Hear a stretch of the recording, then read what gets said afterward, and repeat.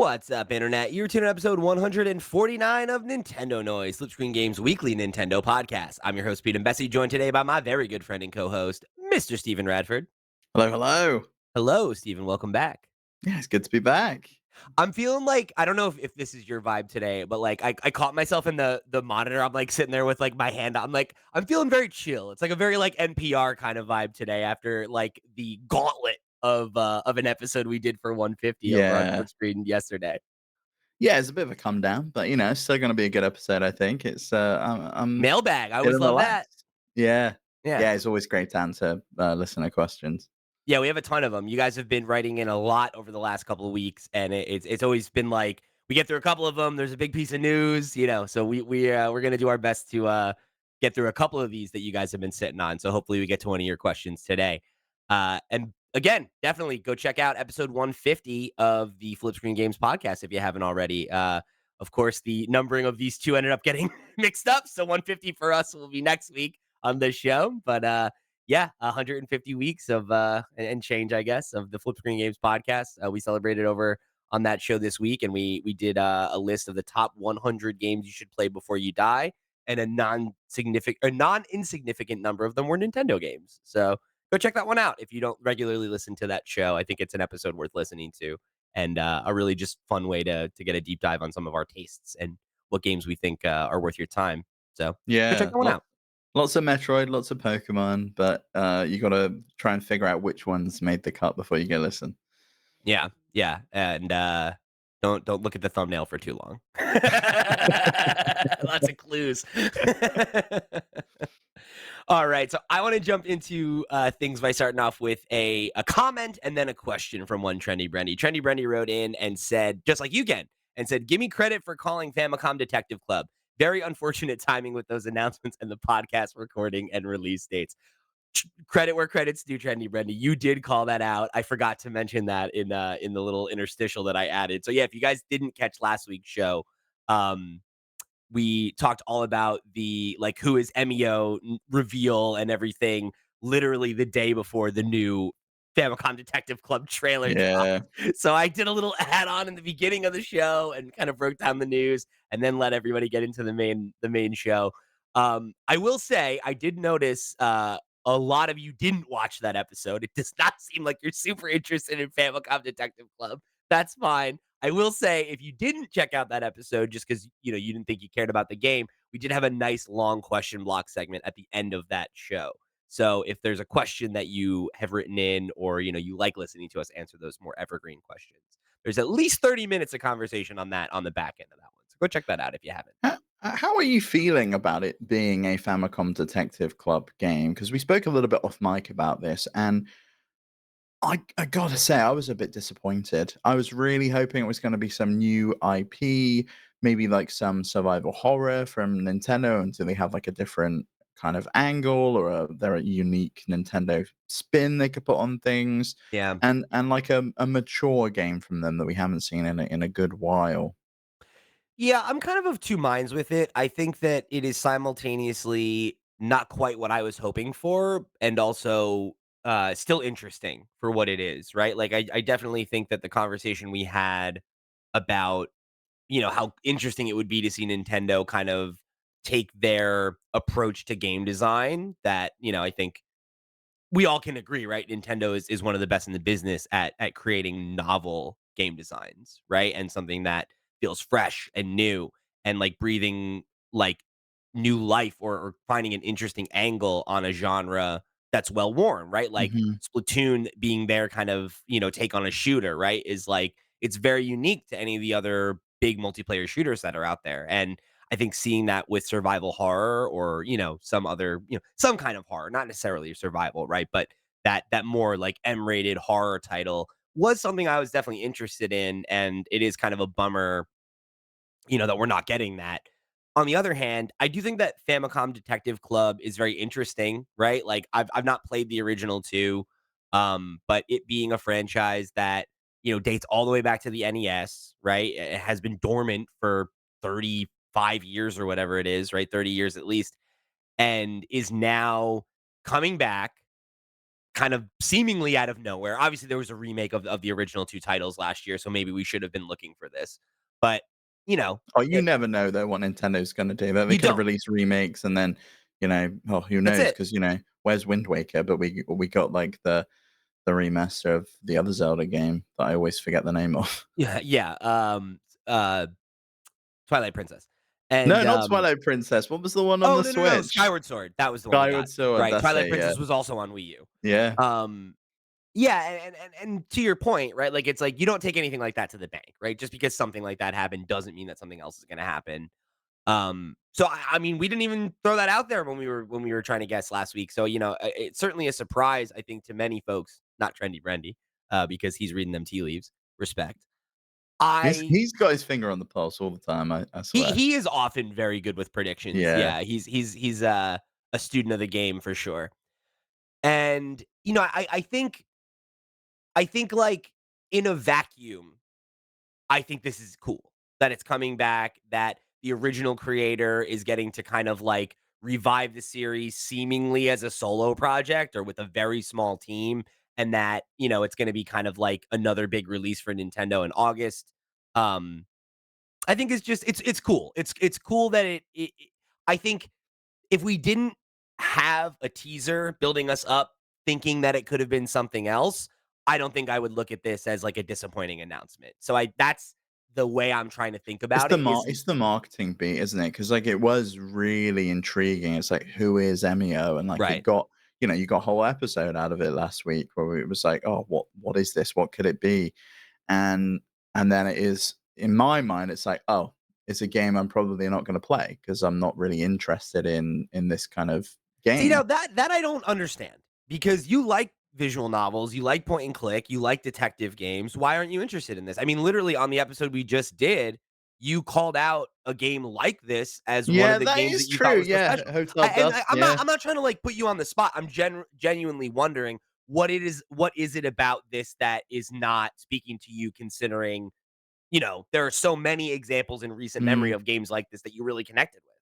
I don't know, maybe I just need to bite the bullet and give it a go, but it I never think you feels should. like it's never felt like this kind of game really connects well with me on the Switch. Like, there was the remake of Another Code, and I gave that a go for about an hour or 2, and I was just like, "You know what? This doesn't feel the same as the DS But, like, version." what about that game that was, maybe 2 years ago now? I think we played it on Overboard? s what was it?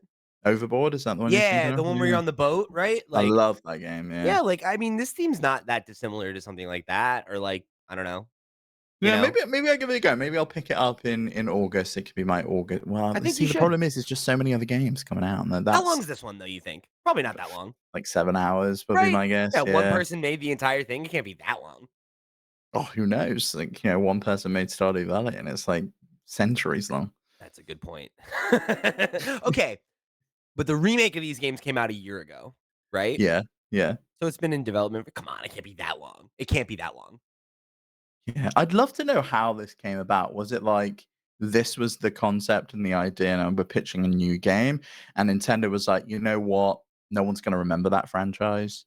We should probably Yeah. remaster or remake the other games first So and release them to give people a sense and a taste of what it is." Because, like, Famicom Detective Club, did these even release in the West, or were they no, Japanese I don't think they exclusive? did until they were ported later. Like, Yeah, I think the version we got a year ago was the first port or whatever. But I mean, I guess the thing there is potentially, or based on what we have been told, right? Is I think what happened was he worked on the remakes, and then during the work on the remakes was inspired to create a new one. That's what he said in that sit down interview that they published. He was like, "Oh, like while we were working on them, I had this idea, and I thought we could do it and do it right, so let's do it." And it seems like that was what happened. that's cool. I do like that, and, it seems like it will be an intriguing story because I still am wanting to know who Emio is, and it's seemingly the only way I'm gonna find that out is if I play the game. So maybe I do need to play the game. I think you should. I think you should. I'll tell you what. If you're down, I'll pick it up. Maybe we do a little game club or something. But I mean, Yeah, again, that sounds good. I That don't know sounds that the good. people are very interested, but we'll see. People should comment down below if they wanna hear us talk about the Famicom Detective Club Yeah. Emio Or game. if you don't want to hear us talk about it, you could let us know, and then Yeah. that'll guide our that'll guide our action there. All right, so let's jump into the question that Trendy Brandy had. Do you think the release of the Joy-Con charging device this late in the Switch's life means anything for the next console? Like, excuse me, will current gen Joy-Cons not click into the new unit, so this peripheral is accounting for that?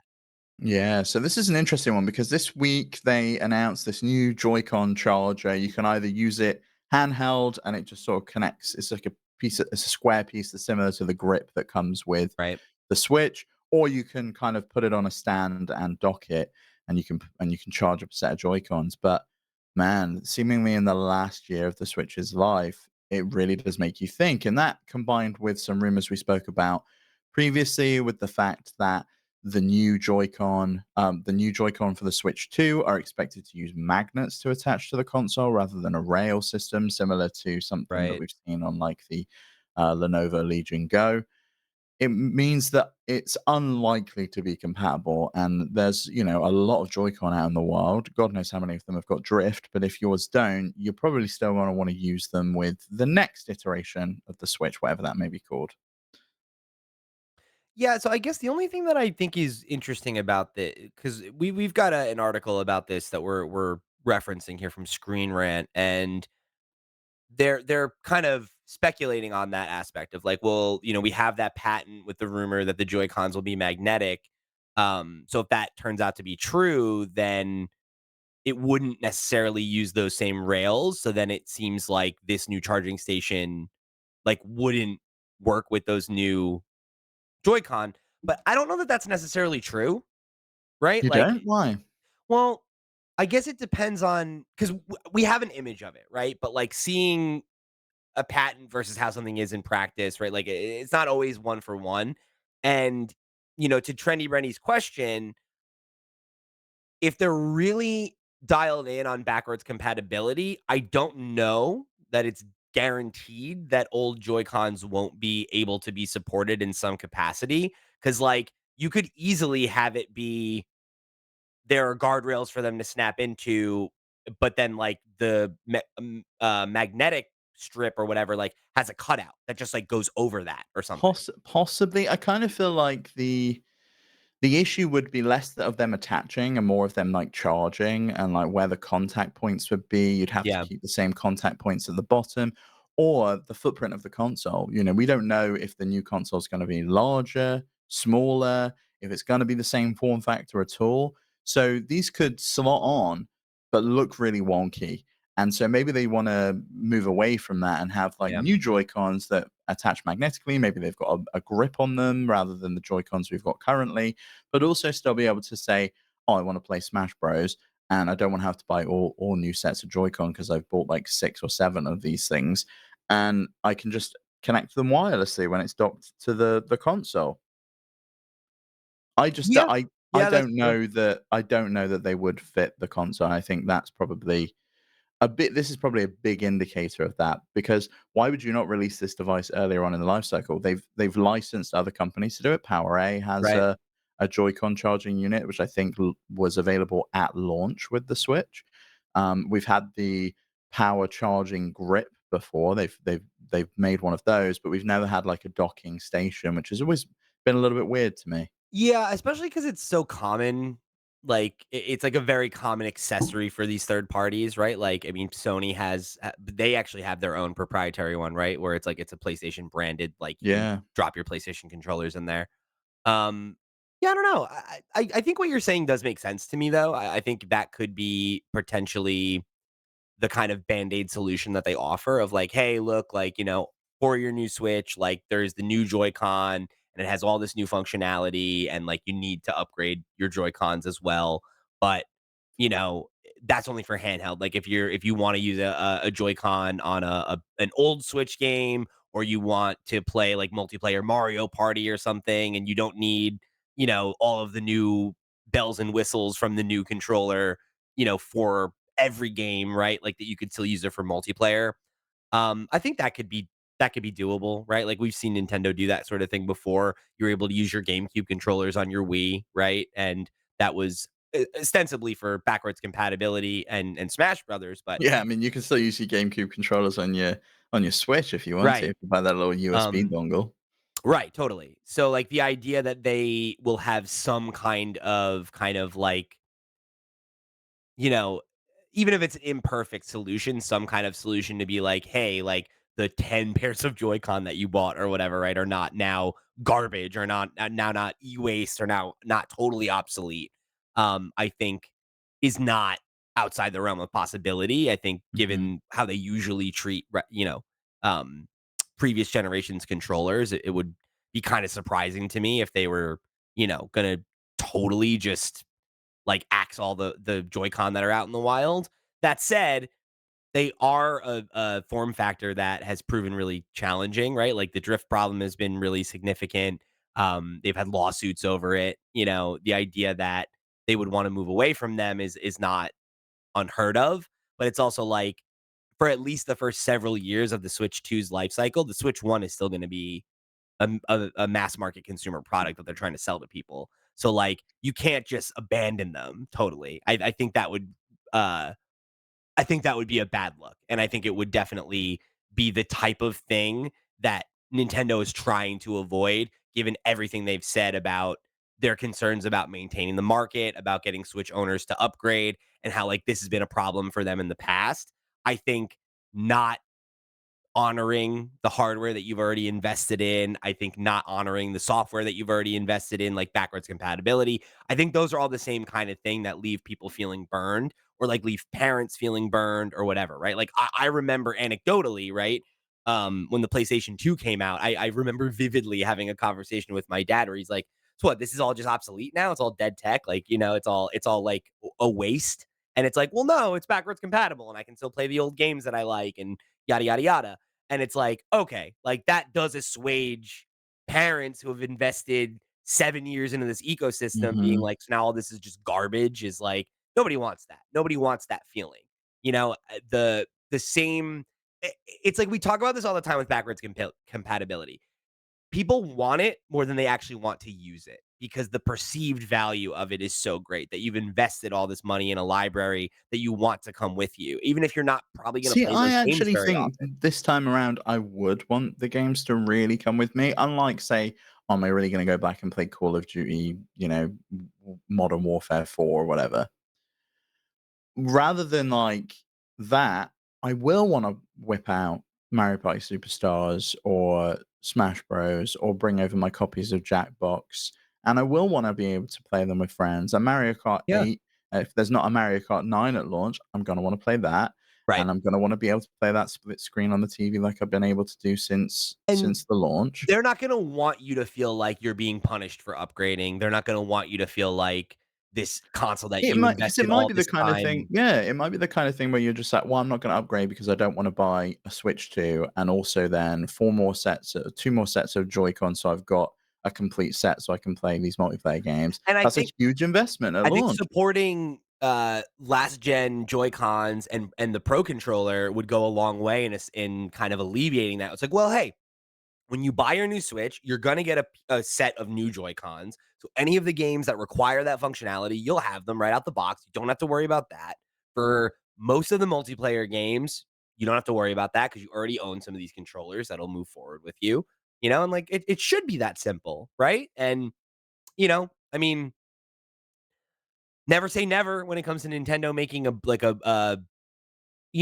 harsh decision, right? That like then gets categorized as being anti-consumer, right? They do that kind of thing a lot, but I do Yeah. think that given how much they've talked about the problem that they see here, where like, hey, the Wii to the Wii U, drop off. The DS to the 3DS, drop off. Like they don't want that to happen with the Switch, right? The Switch is like such a powerful console. It's such a powerful message, right? For what And it is. the brand is massive, Yeah, there's, like, absolutely.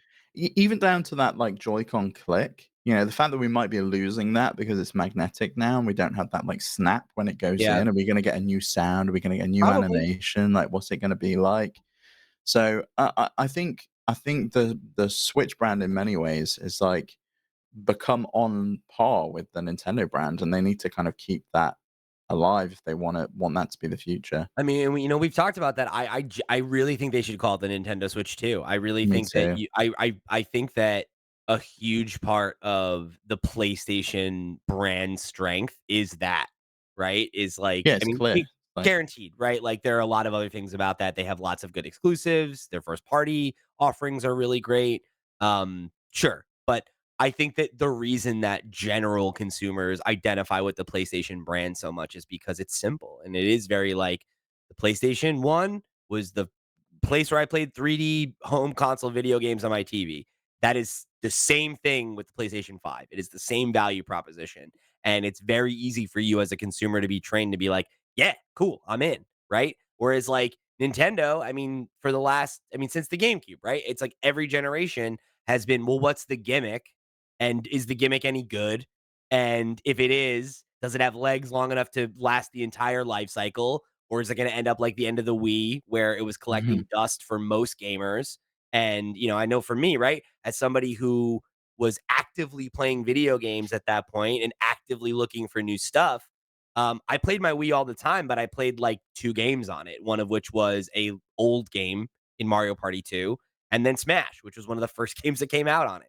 Other than that, I mean, like, it's a handful of the actual first party stuff that I actually cared about playing because so much of it was so, like, laden with gimmicks, and I think that the Switch obviously bucked that trend and made a console that I think, really spoke to core gamers, but didn't alienate the casual market and didn't, alienate the family market that they've courted over the last several generations. So, yeah, I mean, I think it's theirs to fumble at this point, right? And, like, this is the kinda shit that piles up if there's a few things like this. Like, oh, games cost $70 now. Oh, I have to replace all my controllers. Oh, I have to like then it does get to that like, well, maybe I'll wait, right? Or maybe this one's not for me. And that's what they're afraid of. That's what they need to avoid. I don't know how much that's like really a legitimate concern. If what we're talking about is a proper successor to the Switch, I because think it is though, because like even on the PlayStation, I can use a DualShock 4 controller to play my PS4 games. I don't have to use the DualShock 5. It's right. only for PS5 games that I need that controller because it might use some of the new features like the adaptive triggers and things like that. I think I think it is a concern for a lot of people, and I kind of feel like this is the kind of thing that forced their hand into delaying it. Maybe the software wasn't ready, and they weren't sure what they were going to launch with. But I also think they're being very strategic and very careful in figuring out how do we launch this in a way that's not going to piss off on hundreds of millions of customers that already have a Nintendo Switch, but also kind of pave a path forward and figure out and say that this is the future of Nintendo and what we're kind of going to progress forwards to. Yeah, and I just to clarify my point, I should say it's not that I don't think it's a serious issue. I think there's an argument to be made in my mind that it is a issue that is uh something that would deter you from being an early adopter, but that would not be a deal breaker over the course of the life cycle of the console, Yeah, if that makes sense, right? I think if ultimately the only negative about the Nintendo Switch 2 is that it does not support Joy-Con or the old Pro controller or something like that, I don't know that that matters that much, right? Like, ultimately, I think if you can use it to play the old games that are backwards compatible, then I think that's kind of like which I think it's how it's going to work because there's also yeah, the rumors that these new Joy Cons, we've seen other patents where like they've got things like fluid in the sticks so that they can make them more resistive. So when you're walking through sand or mud, maybe it gets a little bit harder to move the stick. right. And those kind of features, you're probably going to want to have the new Joy-Con in order to use that. And I would imagine a new Pro controller comes along with it. Maybe we get a Ring Fit Adventure 2, so I can use the second iteration of the Joy-Con with Ring Fit rather than having just the old one that I kind of bring over. Yeah. And But I think that's a great example of, like, a way that it would make sense, right? Where it's like, okay, well, yeah, like, there are games where you need the old Joy-Con, but it just doesn't connect to your unit anymore, but you can connect it like a wireless controller and connect it to Ring Fit and put the thing in, and it's like, that's fine, right? Like, I that really that wish that controller, that Ring Fit, had like a USB port on it though, because like I used to keep the controller attached to that all the oh, time. I same. just And had then I like would just one have that to was take there. it out and swap it when it was dead. Exactly, yeah, it was so annoying. It was like, if I could've just plugged in the USB cable like I would on my Pro controller to charge it up every now and again, then whenever I came to work out, it would've been ready. Yeah. Which is, like, I guess the nice part of this accessory, like, this is, like, a usable accessory for sure, and I think, as much as we like here, right, are all like very, very keyed in on like the Switch 2 is coming, the Switch 2 is coming. I mean, there's a lot of people that are just buying a Nintendo Switch that are not going to adopt the Switch too early that this could be a usable device for as well. So I think it's totally likely that this is something that they're putting out kind of in anticipation of this problem. So that when people are like, whoa, wait, my Joy-Cons don't connect. What am I supposed to do? Hey, we have this peripheral that you can buy for a very small amount of money and this will solve your problem. I think that's fine, right? It's not like the best solution, but it is better than having no solution. And Yeah. getting out in front of it now makes it feel like, oh, well, yeah, we already have a product that deals with that problem. Why would that be a problem? Right? Rather than, oh, don't worry. Like, I know this is a new thing. Here's the solution. It's like, I think you're kind of getting in front of the problem potentially. But also, again, I think this is a device that has value for people that own a Nintendo Switch, of which there are literally hundreds of millions of us. Right. So the idea that you have this new peripheral that you can sell to some segment of that audience is, a win anyway. So that could also just be coming out this year because they don't have anything else to hawk, right? Because Quite they possibly, know yeah. that there's a new console coming, and they know that people are probably less likely to buy new hardware when there's the promise of new hardware coming. And maybe they're anticipating that there's going to be a dip in hardware sales this year. And it's like, well, if we sell this, we'll sell a couple 100 million. We'll sell 20 million units of this thing or whatever that cost us nothing to make. And Yeah, it's okay, a piece of plastic with a yeah, charger right. Like, inside. what were the R&D costs on that, right? Like, what's the cost on Nothing. printing one They of those? they Nothing. literally had this same product, they've just taken the grips off the side. It's the exact same thing that they've had since Right. day one. So I And, think I think ultimately it could be an Occam's razor situation where like, yeah, maybe this is just something that they're putting out to fill a gap, but like I think there is probably something to the idea that this is going to be the way for you as a Switch 2 player to keep your old Joy-Cons charged without having to have your Switch 1 and your dock set up. I think that's probably very likely.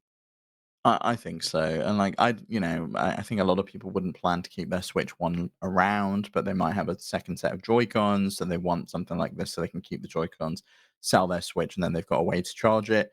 This also means that that issue with Switch Sports, where you can play specific games on the, Switch Lite, now becomes solved because you can charge up Joy-Cons using like, secondary accessory, and you can go and play the soccer and attach it to your leg and go ahead and play that, which previously was not possible on the It's Switch like Lite.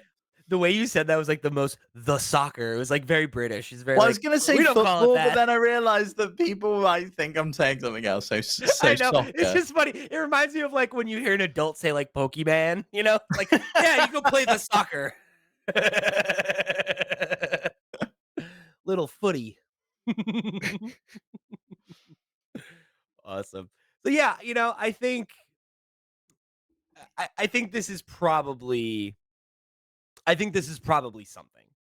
I think this theory about the Switch 2 is probably correct. And it's a general use enough product that it makes sense to release it early and get as many of them sold as you can during the holiday season. And hopefully then, right, like if you do sell a bunch of them before the Switch 2 comes out, then when it does come out and people are like, "Oh no, this problem." It's like, "Hey, hundreds of you already bought this. It's fine." Do Right? you Like do you think that they say these kind of things in the announcement, that they say the kind of route for upgrade and the progression and the fact that everything's backwards compatible I and we think it have this depends. solution for you to charge and you Um can use your existing game cards and Pro Controller and that all kind of moves over with you? I think it depends. I think that they will say some of those things. I think that I would like if the console's fully backwards compatible, that's something you would say in the announcement.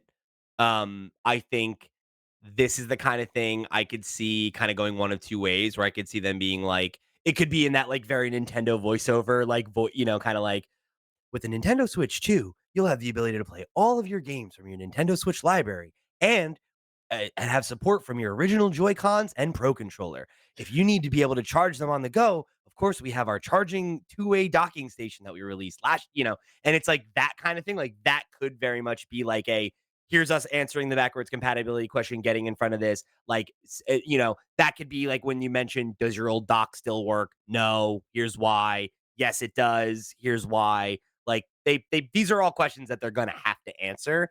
And I think that how forthcoming they are with the information is going to be based on how good the solution is to the problem. I think that if they're very confident that they have all this figured out, like backwards compatibility, right? If that's something that they totally have figured out, which it sounds like they will, I don't you bang your chest about that because there's no caveats. But if it is like, okay, like you can use your Joy-Con, but you do need to keep your old Switch to charge them, or you need to buy this extra peripheral, which is driving up the Mhm. cost of this new console that you're already not sure you Or want to buy, and the games are all $70 now. Like, I think it does become a thing of like, okay, we don't say that in the announcement. We say that in a blog post. We say that on Twitter. We reply to people's questions on Twitter or on message boards and answer the question, and it becomes public information, but it's not in the sales pitch because yeah, if see, you're not thinking about it, they don't want to put it in your head. I think that sales pitch is gonna be like that initial Switch trailer, you know, the one where he's playing Breath of the Wild, and he goes and picks it up, and then there's, like, Yeah. the rooftop I think that's gonna be party. harder to do this time around because what you're selling is the sequel to an idea that you already know rather than something new. Like, you could just do, like, a vibe trailer like that the first time and be like, "Whoa, like, this says a lot," because we know Yeah. nothing about it, right? It was very much like, "This is a hybrid console. Here's how fast the change works." Here and again, like, I know this was something I reported on at the time. The number one thing I took away from that was there's no kids in this Mhm. commercial. It's all millennials. It's all fucking people in their 20s and 30s playing I think video they're gonna games. stick with that. I really do. I Oh, I think think this so too. and I think then they come out with the Switch 2 Lite that is the kids-centric one. Totally. And I think, you know, you show some of your biggest Switch games, you talk about the Switch 2 exclusives, because I do think they probably will launch with something that is Switch 2 only. This can I think only there'll run be on a the couple Switch Switch 2 2. exclusive games the first year just because of what, Sierra and I reported on that a couple weeks ago, months ago now. That like that was part of the delay was that they were shoring up software lineup. And it's like, I got to imagine they have a couple heavy hitters ready to go year one if that's the case, right? I would expect to see some big third-party titles, because I think that was one of the things that was so intriguing about that initial trailer announcement. It's like, "Fuck, I can play Skyrim on it, like a I Bethesda am game willing on a to bet Nintendo that console." I'm willing to bet Elden Ring is a launch title. Elden Um, Ring would be huge, but I also think, there was that rumor that Far Cry 7 would be a launch title for yeah. the Switch 2 as well. That would be a big one. We've never seen a Far Yeah. Cry title on Switch. Especially day and date. That would be really crazy. Yeah, like, there's lots of things like that that they could do. Maybe they expand their partnership with Microsoft, and we see that we know Call of Duty's coming, so, like, do we see Call of Duty running on Switch for the first I time? mean, they Because I promised it would, right? Like yeah. maybe that is the case. That they do a day and date kind of thing. I could also see them kind of repartnering with some of the studios they did previously, like early days, right? I was obviously you mentioned Bethesda and Skyrim. I wouldn't be surprised if Starfield came to Switch 2 if that's possible. Maybe you bring Fallout over because there's that all that renewed interest in that franchise, and you like have 76 and Fallout 4 available. Um, there's that 76 would be a big one. I don't really know totally any other kind of big MMOs that are running on on Switch Nintendo. currently, No, not no. really. Not that I can think of anyway. Um, Or, like, even something like Final Fantasy 14, or bring over something like that, sure. you know? The other one I was gonna call it was Rockstar, right? It's like early on they had Had LA Noire that LA Noire, right? then we've And it's had the like GTA trilogy, but where's, like, GTA 5? Where's is GTA 6 gonna come, you know? or I That's mean GTA 4, right? Like that's never yeah. gotten a port, and like that is by many people's estimation the best Grand Theft Auto game. Um, so I mean that Or would Red be an Dead easy one. Redemption Red Dead 2. Redemption, right? Like there was just that remake of it. Did that come to Switch when it got Red remade? Dead Redemption came, but not 2. Not So two. does Okay. 2 come? Red Dead Redemption's already there, now you can play the sequel, Yeah. but you've gotta buy Switch 2. So I think those are all things that would make a ton of sense, especially because like they're old, like they're games that are like, oh, like this would be cool to have on a Nintendo handheld, but it's like they're not games that are like super Yeah. cutting edge. So like, yeah, like why couldn't you get it to run? Because like we heard that rumor that the device is more or less on par with the PlayStation 4 technologically, and that there's But this then it's also got DLSS in there, so that's yeah, right, power-wise, it's PS4, but, you know, we can then also use NVIDIA's AI right. upscaling So tech that's where to like potentially run other games that you may not expect on it. with modern gaming, like, that's, I think, a little interesting, like, something like Far Cry is, like, is that able to run, like, essentially at, like, a PS4 level, and then it's gonna, like, generate frames and cover the gap with AI generation, like, maybe that's actually, viable in a way that we just haven't seen yet, like, obviously, we talked about it on the Steam Deck podcast and how, that technology was able to get Spider-Man, 2018 running at like 70 FPS on Steam Deck. So it's like it's certainly a technology that exists, and we just don't really understand the full ramifications of it yet. And like, I wonder if we're not potentially heading for a situation like we were at the beginning of the current generation of consoles, when we're like, oh, like everything's going to be 60, 4K, 60 FPS, 4K locked, and like that is just this new technology, the new SSDs, like that enables all that, and that's going to be the standard.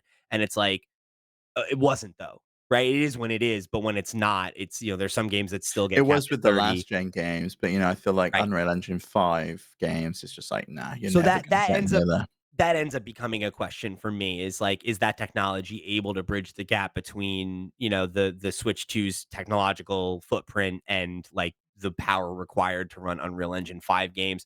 I don't know, but I don't think it needs to. I think if Far Cry 7 is not a launch title, I really don't think that matters. I don't think it needs to have third-party games day and date. That's never been a part of Nintendo's success in the modern era, like literally since the N64, right? Like more and more and more of those big third-party games were not released on Nintendo consoles, or they came later, Yeah. or they didn't come at all.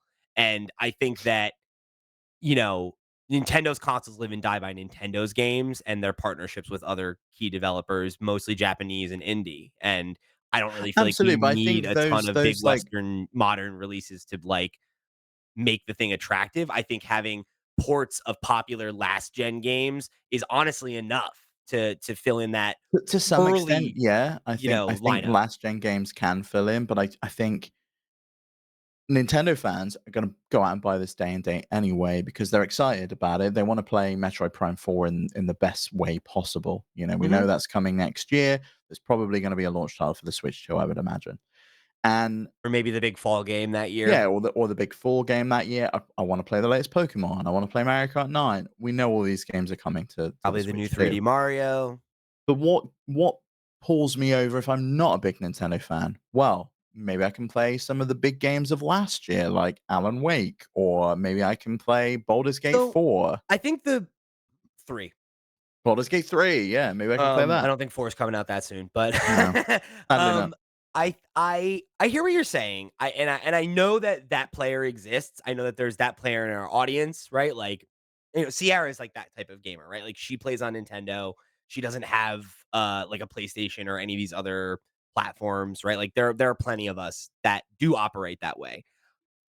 I feel like my pushback on that is I feel like if you're the type of gamer that really cares about those releases, you probably own one of the other consoles and you're I think you not. do, yeah, but what if I wanna play them handheld? We spoke about this on the Steam Deck Right. podcast as well, the fact that, yeah, I can't play Alan Wake on my Steam I Deck. think the That would question be there a becomes, huge surprise if they've got Unreal Engine 5 working on the yeah, Switch too with DLSS. That would be a and massive win for them. if you can reliably present those games in a optimized for handheld way, then I think that that could be a really, really big, kind of Trojan horse opportunity for them, right? To like provide this extra value.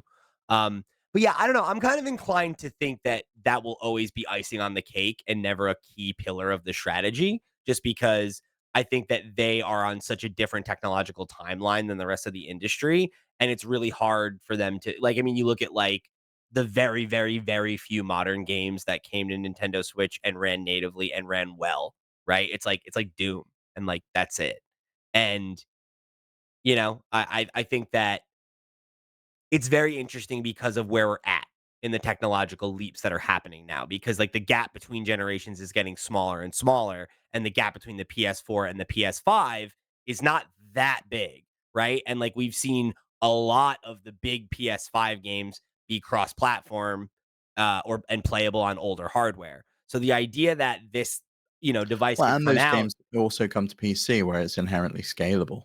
Right, exactly. So, like, there is an argument that maybe this ends up getting Nintendo to, like, the bottom end of that Maybe it point. puts them on par with something like the Steam Deck or the ROG Ally, where I can play maybe bigger games that I can play on Some those of them. handhelds. Yeah, some of Yeah. them, but not all of them. Because I don't expect to play everything on my Steam Deck, but I do expect to play a little bit more than I can play on my Switch currently because there's I more mean, choice on there. I think that's would be the ideal. I think if they could get to the point with, like, where they were during, like, the GameCube era, where it's like, hey, like, most multi-platform games come out on GameCube, right? And they run fine. They run on par with the other Or run devices better in some cases. in Yeah, it some was a cases.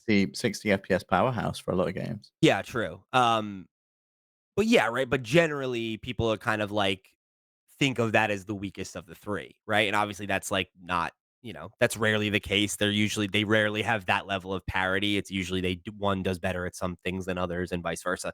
But point being, there were not a lot of games in that generation, um, that were exclusive for any other reason than exclusivity's sake, right? Whereas from then on, it became a power problem, right? Where, like, on the Wii, you couldn't port games that were on the Well, that and a PS3. control problem. It's just That like, oh, too. I've gotta Right. have some, like, pointy thing on the screen because this has gotta work with the remote control. Right.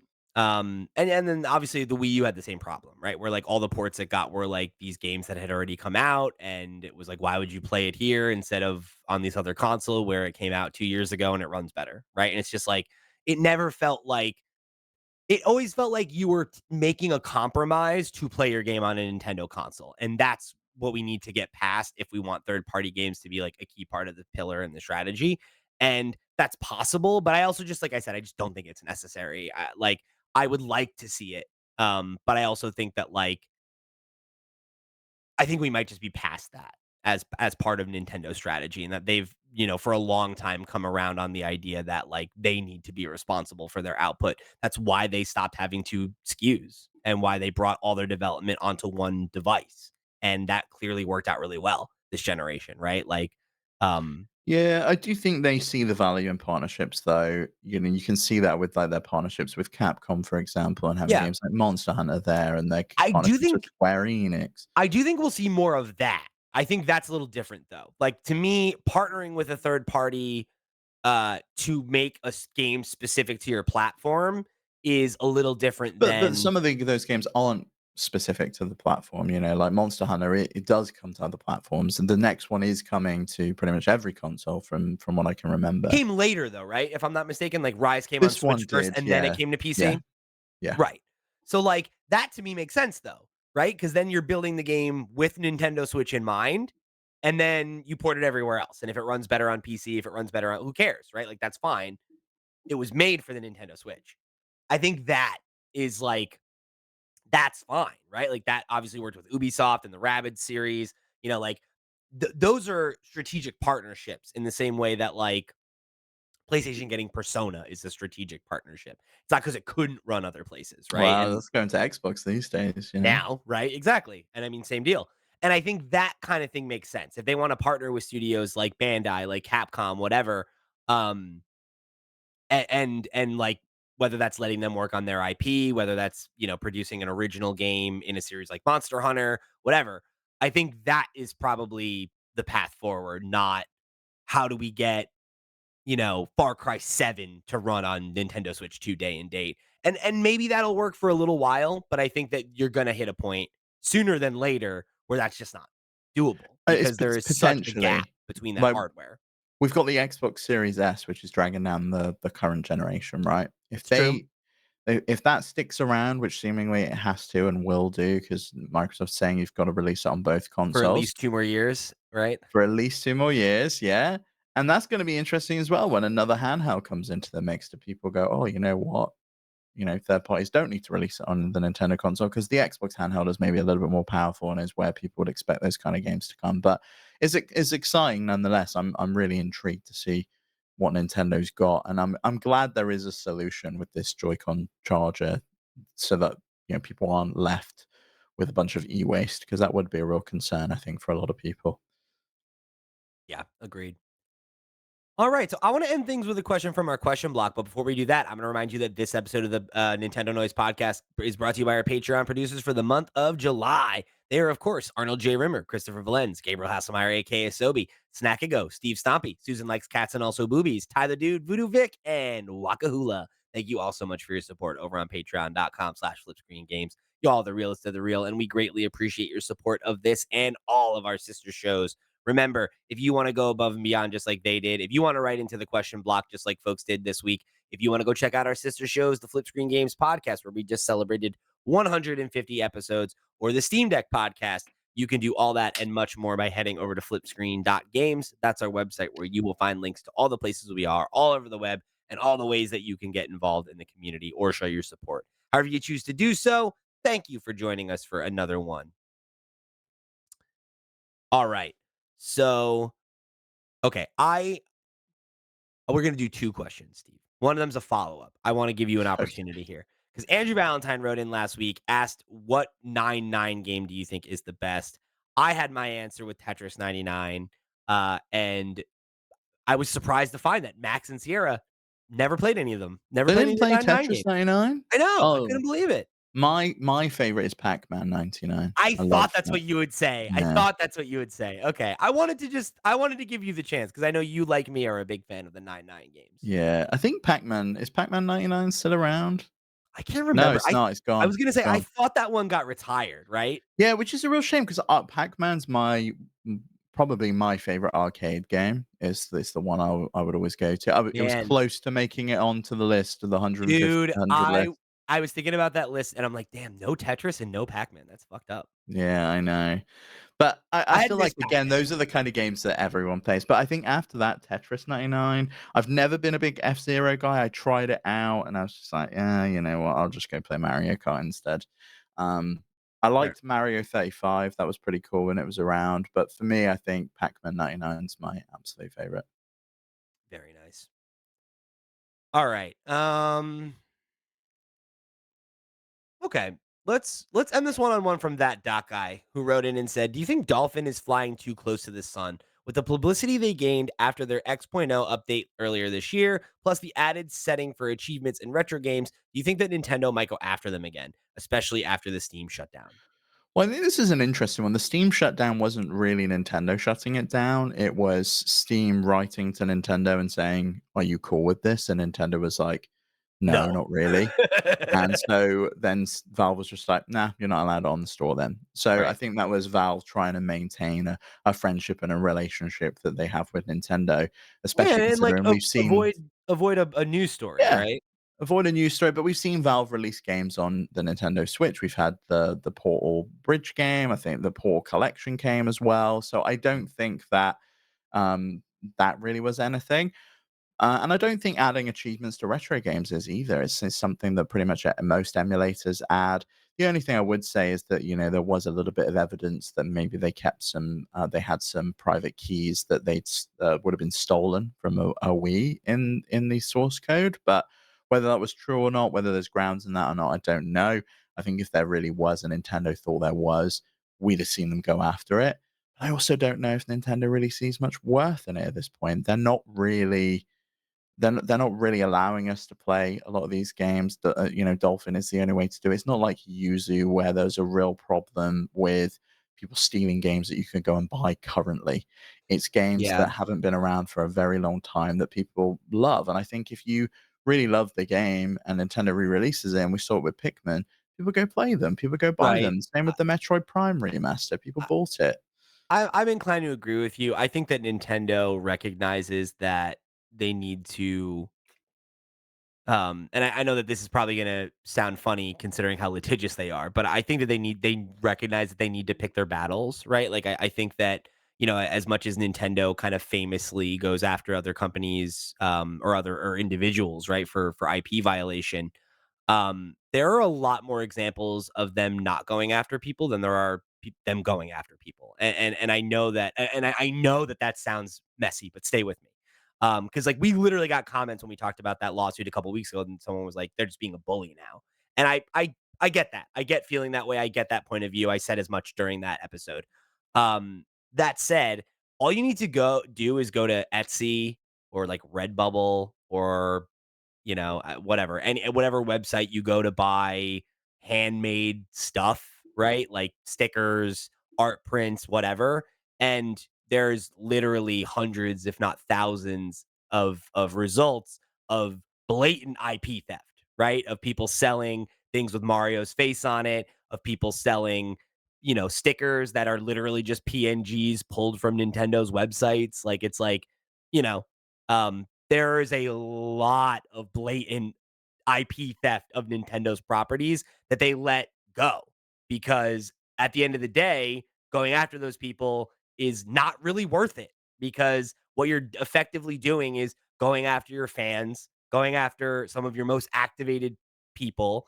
And if there's somebody with any sort of following, it's going to become a news story that you're picking on Mhm. this person who's just trying to like sell fan art, right? And it's like that doesn't look good.